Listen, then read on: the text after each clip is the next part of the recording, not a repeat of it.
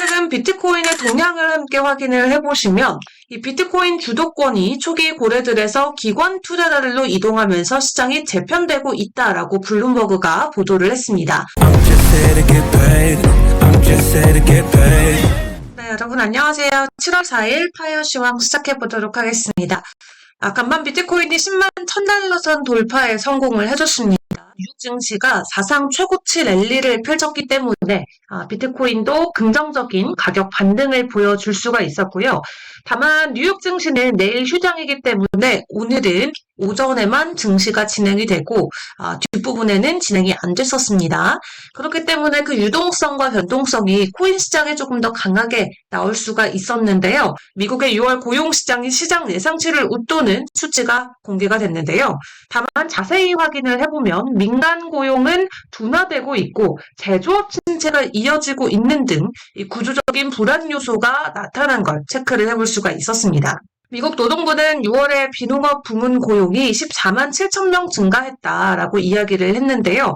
일단 전문가들이 예상했던 예상치인 11만 명을 웃도는 수치가 나왔고요. 실업률은 4.2%에서 4.1%로 소폭 하락을 했습니다. 또 민간 고용 부문이 7만 4천 명에 그쳤기 때문에 직전월의 절반 수준까지 떨어지면서 24년 10월 이후 최저치를 기록을 했었죠. 자, 그런 가운데 이 월스트리트저널에서 보도하기로는 IMF에서는 트럼프의 세제 개편안 이것을 놓고 미국의 재정 적자가 오히려 더 늘어날 수도 있다 이렇게 이야기를 했다고 하는데요. 이 감세 법안 같은 경우는 일단 상원 의결 통과 이후에 아직 몇몇 조항의 수정이 더 이루어질 것으로 지금 보여지고 있고, 지금 트럼프의 국정 운영에 일단은 이번에 BBB 법안이 통과가 되면서 더 탄력을 받을 것으로 보여집니다.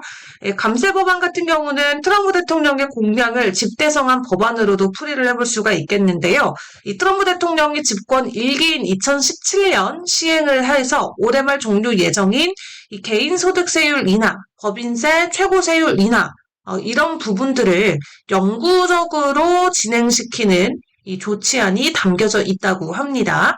반면 메디케어나 보충 영양 프로그램 지원이나 이렇게 저소득층 지원 예산은 삭감시키고 국경 안보 비용과 국방비는 증액시키는 내용도 포함돼 있다라고 하는데 일단 중장기적으로 미국의 재정 적자가 확대되고 저소득층의 복지가 축소될 것이다 라는 비판이 높긴 하지만 트럼프 대통령은 일단은 이번 BBB 법안에서는 승리를 거둔 것으로 확인을 해볼 수가 있겠습니다. 이를 놓고 CNN 같은 경우는 감세 법안을 뒷받침하는 원동력은 트럼프 대통령과 공화당에 대한 그의 강력한 영향력이다라고 이야기하면서 트럼프 대통령이 공화당에서 가장 인기 있는 세 가지 정책, 국경 안보, 군대 강화, 감세 정책 이 세 개를 주축으로 법안을 밀어붙이고 있다 이렇게 지금 풀이를 하고 있습니다. 어쨌든 최종적으로 BBB가 가결됐다라는 소식도 체크를 해봤고요. 자, 그리고 또 관세 이슈도 점검을 해봐야겠죠. 유럽연합이 미국과 전면적인 무역 합의는 불가능하다. 일단 이렇게 좀 발표를 했습니다. 유럽 같은 경우는 원칙적 합의라는 최소한의 틀을 목표로 협상을 진행할 예정이라고 하는데요. 이 우르줄라 폰데어라이엔 유럽 집행위원장 같은 경우는 유럽과 미국이 9일까지 포괄적이고 상세한 무역협정을 체결하는 게 사실상 불가능하다라고 이야기하면서 본인들이 목표로 하는 것은 원칙에 대한 합의다 이렇게 이야기를 했는데요. 양측은 매조 1조 5천억 유로에 달하는 세계 최대 규모의 무역을 하고 있기 때문에 엄청난 과제다라고 이야기하면서 굉장히 복잡하고 규모가 크기 때문에 세부적인 합의가 현재는 불가능하다 이렇게 이야기를 했습니다. 자, 그런 가운데 일단 9일이면은 관세 유예 기간이 만료가 됩니다. 그 전에 다른 국가들도 어서 합의를 해야 될 것 같은데요. 일단 스콘 베센트 재무장관 같은 경우는 최소 100개 국가에 관세 10%를 최소한으로 부과할 것이다라고 이야기를 했기 때문에 대부분의 국가들이 10% 이상의 관세를 받게 될 것으로 보여집니다. 자, 그런 가운데 일단은 고용지표에서도 확인을 해봤지만 7월에 금리 인하 가능성이 일단은 더 내려가고 있습니다. 때문에 9월에 금리 인하될 가능성이 굉장히 큰데요. 스코페센트 재무장관 같은 경우는 연준이 만약에 금리 인하를 이번에 하지 않는다면 9월에는 더 큰 폭으로 금리를 인하시켜야 된다라고 이야기를 덧붙이기도 했습니다. 자, 그리고 다음 주에는 암호화폐 시장에도 좀 중요한 한 주가 될 것으로 보여집니다. 미국 하원이 다음 주를 크립토 위크, 암호화폐 주로 지정을 하고 스테이블 코인 규제법, 또 암호화폐 시장 구조 법안, CBDC 금지법 통과 이런 것을 놓고 투표를 진행한다라고 하는데요. 그렇기 때문에 여러 가지 법안들이 지금 한 주에 다 몰려 있어서 다음 주에 결정되는 여부에 따라서 시장 안의 분위기와 센티먼트도 좀 변화가 될 수가 있겠고요.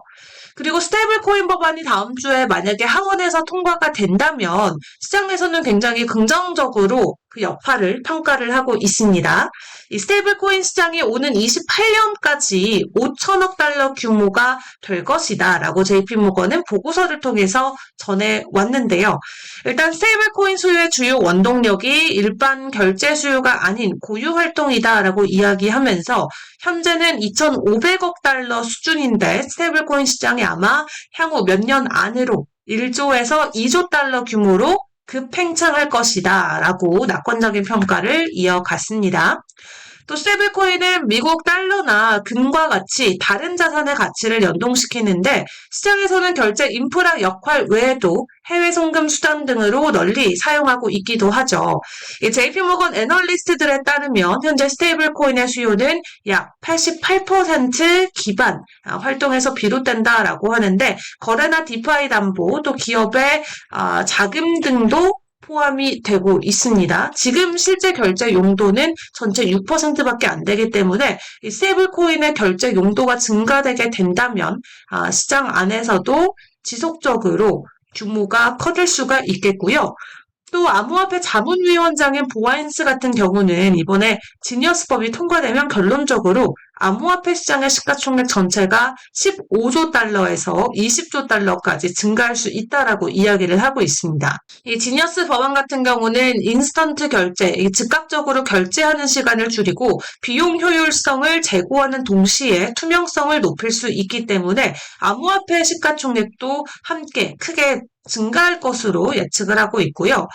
최근 비트코인의 동향을 함께 확인을 해보시면 이 비트코인 주도권이 초기 고래들에서 기관 투자자들로 이동하면서 시장이 재편되고 있다라고 블룸버그가 보도를 했습니다. 또 비트코인 고래들은 지난 1년 동안 약 50만 달러의 비트코인을 매도를 했고 지난해 미국 비트코인 현물 ETF가 승인된 이후 유입된 작은 규모와 거의 일치하는 수준이라고 하는데요. 장기 휴면 상태였던 고래 주소들은 보유 물량을 줄이는 한편 기관들은 매수 규모를 늘려온 것으로 확인이 되고 있습니다. 자, 그리고 마이클 셀러 같은 경우는 비트코인이 고점이 오더라도 매수를 멈추지 않겠다라고 이야기를 하고 있죠. 영원히 비트코인을 매수할 것이다 라고 이야기를 하면서 비트코인은 결국 언젠간 100만 달러에 도달할 것이기 때문에 그때까지 비트코인을 매수하겠다라는 마이클 세일러의 입장도 확인을 해볼 수가 있었습니다. 자, 그런 가운데 미국 라이센스를 신청했던 리플사 같은 경우는 리플 XRP에 대한 상승 자체는 제한적일 수 있다라는 전망도 있습니다. 장기적으로 긍정적이지만 단기적으로 라이센스를 신청하고 승인이 됐다고 하더라도 리플 자체에 영향을 주는 이 영향력 자체는 좀 단기적으로는 큰 변화가 없을 수 있다라고 이야기를 하고 있고요. 다만 리플의 차트 분석을 함께 체크를 해보시면 리플이 3.2달러 선까지 회복할 가능성이 나오고 있습니다. 지금 기술적으로 리플 같은 경우도 상승 모멘텀을 쌓고 있기 때문에 리플 같은 경우는 현재 구간 대비해서도 40%의 상승을 가리키는 3.2달러 선까지의 가격 회복이 가능하다라고 하는데 자세한 내용들은 이 파이어 차트를 통해서 함께 시세를 확인해 보도록 하겠습니다. 네, 오늘도 비트코인은 어제와 동일하게 64%대 도미넌스를 보여주고 있습니다. 그 가운데 비트코인과 전반적인 암호화폐 지난 1시간 동안은 80%가 넘는 종목들이 하락을 보였고요. 다만 장기 기준으로 볼 수 있는 보조지표와 트렌드 라인 같은 경우는 여전히 롱과 가격 상승에 대한 시그널을 보내주고 있기 때문에 긍정적인 가격 상승, 가격 변화를 기대를 해볼 수가 있겠습니다.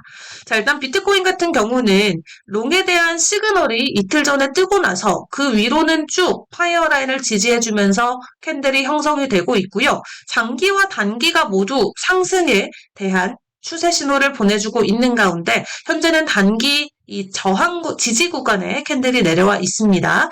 여기에서 박스권 행보를 쭉 이어줄 수 있을지, 그렇다면 단기의 상단인 11만 1,800달러 선까지도 비트코인이 올라갈 수 있을 것 같은데요. 자, 그렇다면 주말 사이에 비트코인이 10가를 돌파를 해내는 건지도 함께 지켜보시면 좋을 것 같고요.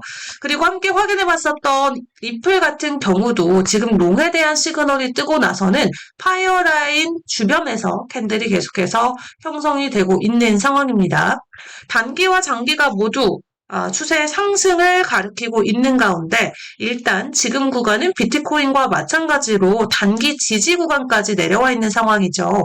2.25달러에서 가격 행보가 이어지고 있는데 일단 단기의 저항 구간인 2.3달러까지의 가격 상승 가능성 좀 열어둬보셔도 좋을 것 같고요. 또 여기에서 지금 코인텔레그래프는 리플의 가격이 3.2달러 선도 회복할 수 있다라고 이야기하고 있기 때문에 확실한 추세 전환이 나와줄 수 있을지 좀 같이 기다려 보시면 좋을 것 같습니다.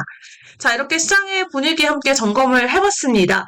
주말을 앞두고 지금 시장 안의 분위기는 나쁘지 않은데요. 오늘 밤에는 뉴욕 증시가 열리지 않기 때문에 뉴욕 증시에 대한 유동성과 변동성까지 그대로 코인 시장으로 들어와 준다면 어쩌면 주말 사이에 비트코인이 신고가를 돌파를 해주는 가능성이 나올 수도 있겠습니다. 자, 주말 사이에도 코인 가격 여러분들 잘 체크를 해보시고요. 이 파이어 차트의 사용 방법이 궁금하신 분들은 하단에 나가고 있는 링크를 통해서 문의글을 남겨주시면 저희가 도와드리도록 하겠습니다. 자, 그럼 저희는 다음 주에 또 새로운 이슈들을 가지고 다시 돌아와서 여러분들께 인사드리도록 하겠습니다. 오늘도 함께 해주신 여러분 감사드리고요. 저희는 다음 주 시황으로 다시 돌아올게요. 안녕!